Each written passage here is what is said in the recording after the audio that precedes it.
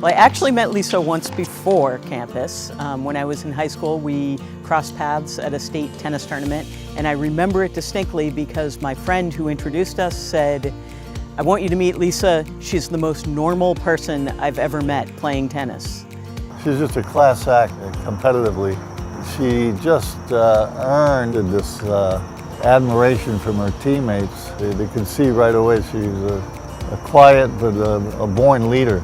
And they really looked up to her. What strikes me is how humble she is. She doesn't do these things for the accolades. She does these things because of her personal goals that she sets for herself, and she strives to make sure she achieves them.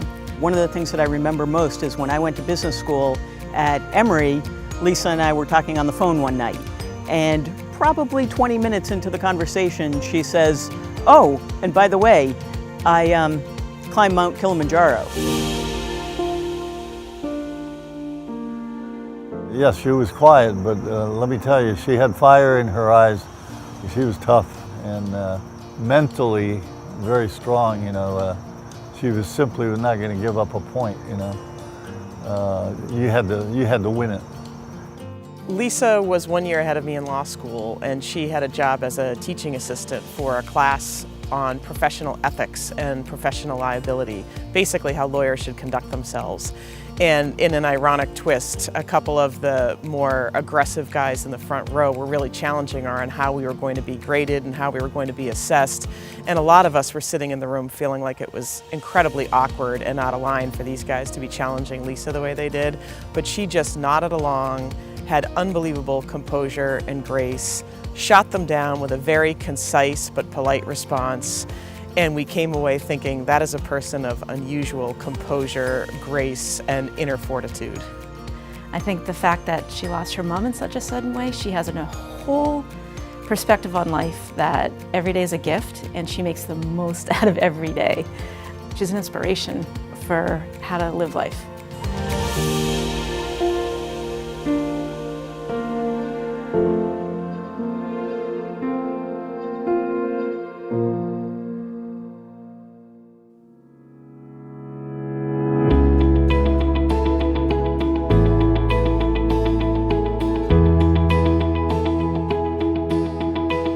If you meet her, she seems like a very quiet and unassuming person, but there is a deep, adventurous spirit in her, and there is also an inner strength.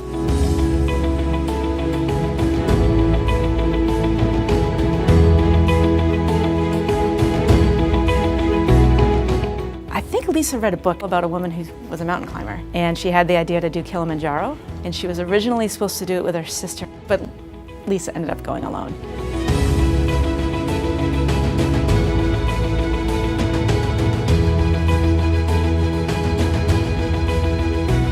I think that's a reflection of her focused and highly determined mind. If she puts her mind to it, she's going to get it done. And you could see that with her determination in tennis. Anything that Lisa does, she does excessively well. She's always looking to challenge herself. She's just so well liked with anything that she does, and so she sort of naturally emerges as a leader. Lisa has a unique gift of a quiet strength, a quiet confidence, and a quiet interest in adventure and fun that's led her from one great thing to another.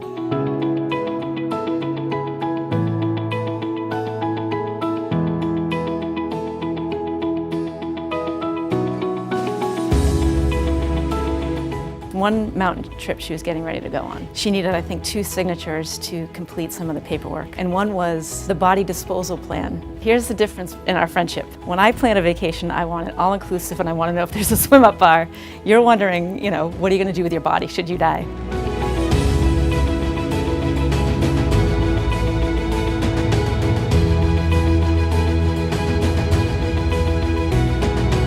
She finds a way to just instantly bond.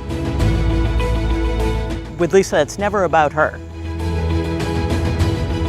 She's incredible. She was a pleasure to have aboard, and too bad she had to graduate.